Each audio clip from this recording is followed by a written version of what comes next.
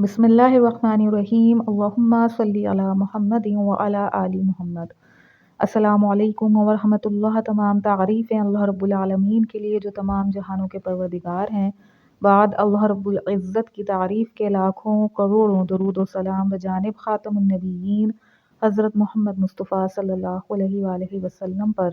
اللہ رب العالمین کا بہت بڑا کرم ہے کہ انہوں نے ہمیں اپنے محبوب خاتم النبیین حضرت محمد مصطفیٰ صلی اللہ علیہ وآلہ وسلم کا امتی بنایا۔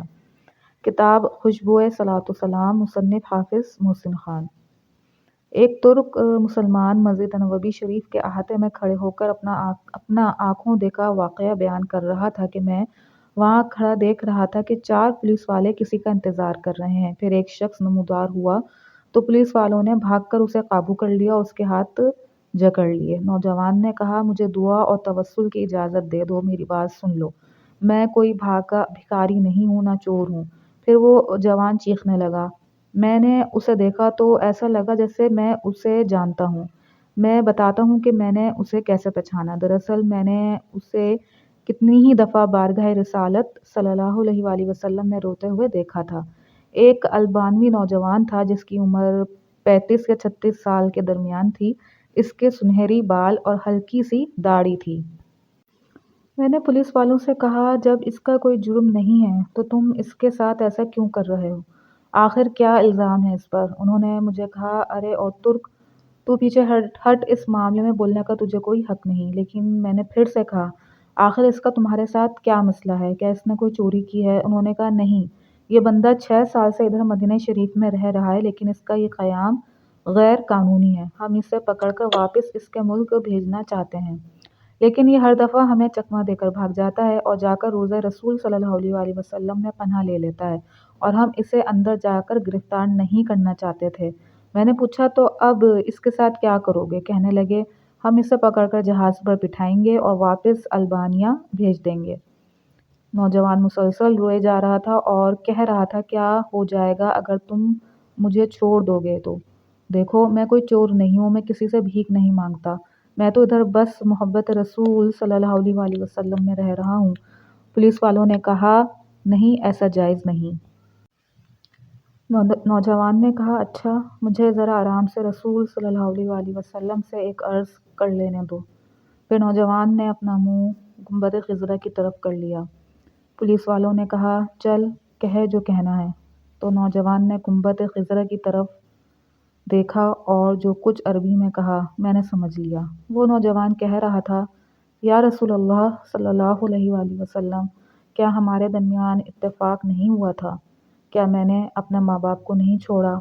کیا اپنی دکان بند کر کے اپنا گھر بار نہیں چھوڑا اور یہ عہد کر کے یہاں نہیں آیا تھا کہ آپ کے جوار رحمت میں رہا کروں گا؟ حضور صلی اللہ علیہ وآلہ وسلم، اب دیکھ لیجئے، یہ مجھے ایسا کرنے سے منع کر رہے ہیں۔ یا رسول اللہ صلی اللہ علیہ وآلہ وسلم، یا رسول اللہ صلی اللہ علیہ وآلہ وسلم، آپ مداخلت کیوں نہیں فرماتے؟ یا رسول اللہ صلی اللہ علیہ وآلہ وسلم، آپ مداخلت کیوں نہیں فرماتے؟ اتنے میں نوجوان بے حال ہونے لگا تو پولیس والوں نے ذرا ڈھیل دی اور نوجوان نیچے گر گیا۔ ایک پولیس والے نے اسے ٹھڈا مارتے ہوئے کہا، او دھوکے باز، اٹھ! لیکن نوجوان نے کوئی رد عمل ظاہر نہ کیا۔ میں نے پولیس والوں سے کہا، یہ نہیں بھاگے گا، تم حمامات سے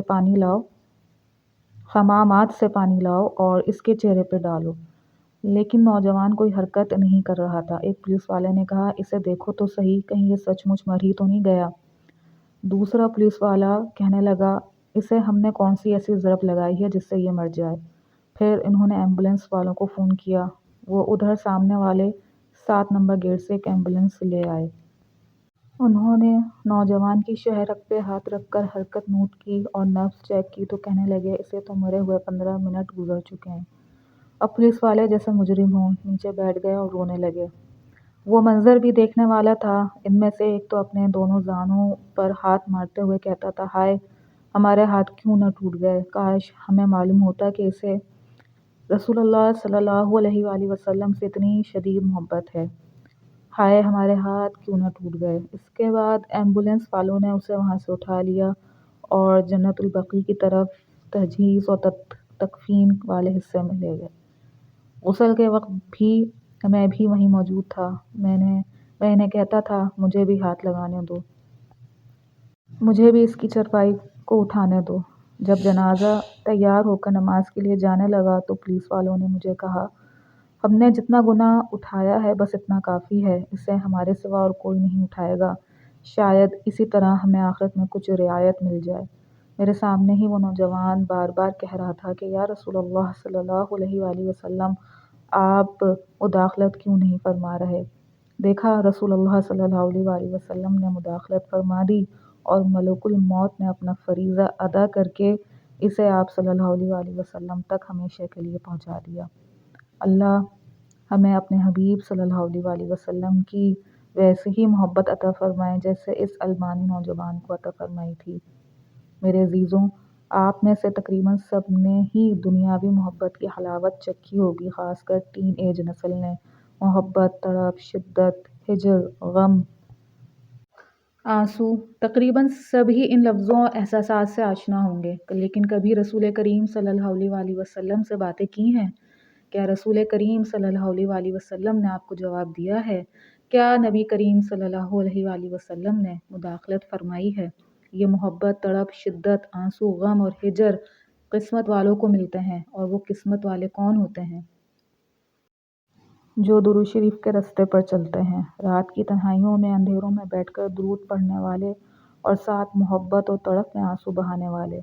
जब हाथ उठाकर कहते हैं कि या रसूलल्लाह सल्लल्लाहु अलैहि वसल्लम, दुनिया वालों ने बहुत तंग कर रखा है, गमों से चूर हो गए हैं। या रसूलल्लाह सल्लल्लाहु अलैहि वसल्लम, मुदाखलत कीजिए। या रसूलल्लाह सल्लल्लाहु अलैहि वसल्लम, शिफाअत कीजिए। तब सबसे पहले आका करीम सल्लल्लाहु अलैहि वसल्लम अपने चाहने वाले के दिल पर दस्ते तसल्ली रखते हैं कि आंखों में आंसू होने के बावजूद एक सुकून सा मिल जाता है, करार आ जाता है। फिर बिगड़े काम बनते चले जाते हैं।